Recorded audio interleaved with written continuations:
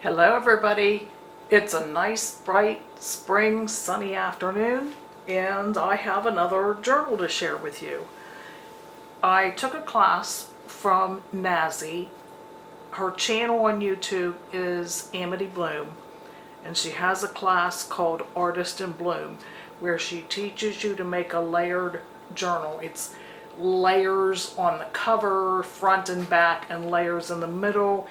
And I just love working with these. It lets me go to the thrift stores and rummage around for scrap pieces of lace, different types of lace.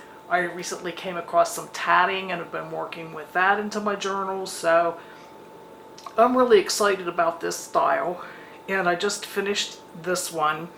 I used one of my photos on the cover, and I've got some lace on the cover, some scrap pieces of embossed cardstock here, and crochet trim, this piece off of a dresser scarf, and I just love it all.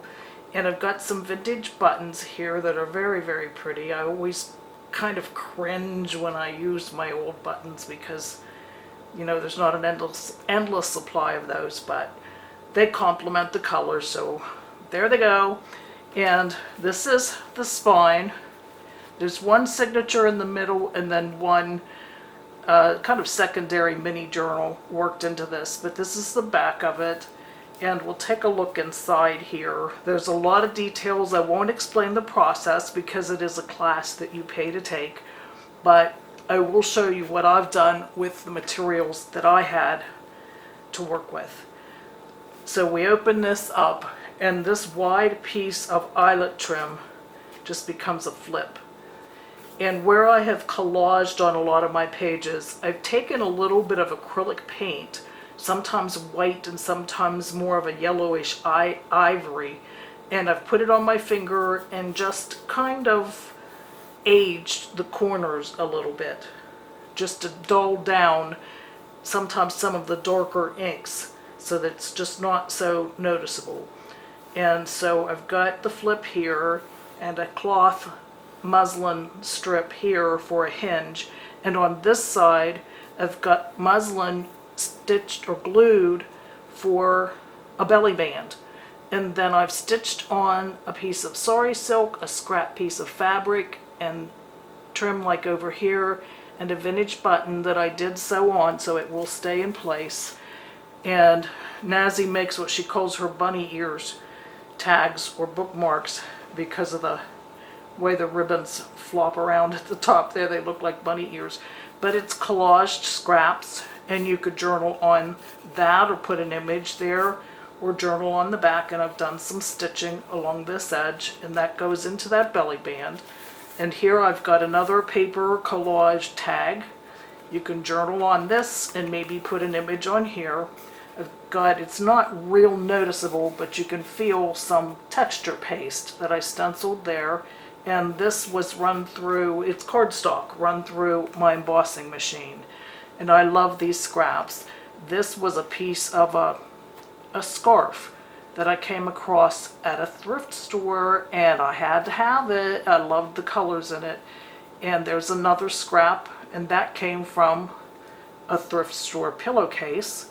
And I've added this pretty vintage button. You could journal there, and there you can see the entire page and how this extends down beyond the page to help create those layers that cascade down. And there we have another paper collage, and I've brushed the edges with some acrylic paint and another one of the stencils with the modeling paste. And here there's a piece of the tatting. Love that, just so dainty. And down here, this was a piece of trim that I got in a bag of miscellaneous items at the thrift store. Along with this was again a dresser scarf, and I cut it down so that the pattern went right down the center of the page. And you can add ephemera to this. You can add things to it. This is a very heavy artist paper, almost like a watercolor paper, so any type of artwork could be done on this. And this just flips over, and this is all part of your cover. and it flips over, and here you have that mini journal I was talking about. And I've cut this, I've run it through an embosser and die cut it. You can put a tag in here. I don't have one in there just now, but you can put a tag there. But I lined up this pretty piece of printed paper so that the little bird and the butterfly could be seen through that die cut. And I just love the colors in this and the design. So it's got embossing and die cutting on it. And over here, I placed a journal, some more paper collage, and some of that antique wallpaper with the embossing on it. I love that. And some more collage. And over here, the mini journal is made up of scrap papers, most of them coffee dyed. This is a scrap piece of fabric from my mother's shorthand book from high school back in the day. Woo, get this going here. Move it up where you can see it in the... Okay, that's not working. So I've got the mini journal here, and you flip over to, this is the final page of your cover, and I've lined some quilted placemat that I used for the spine, and that also becomes a page, a fabric page here.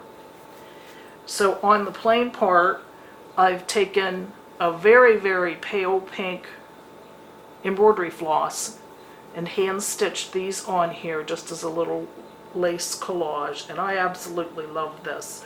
I've layered this piece of dresser scarf and this gauze scarf and some more eyelet, and on this bulb pen I just about a week ago bought these, I think they're Tim Holtz product, these rhinestones, and I just think they're just gorgeous. I could have them everywhere.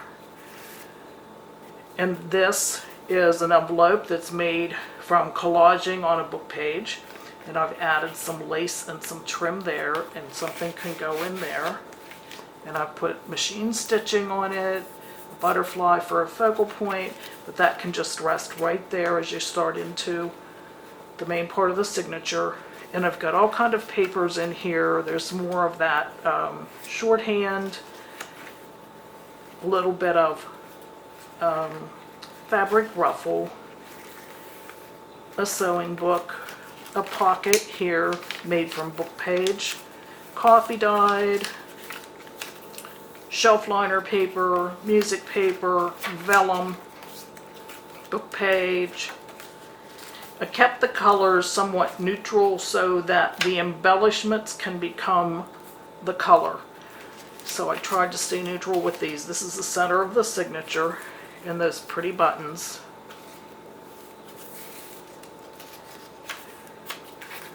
Flips over.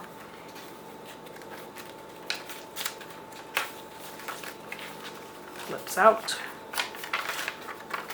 The collaged section here with some washi tape detail, some fabric, flips out.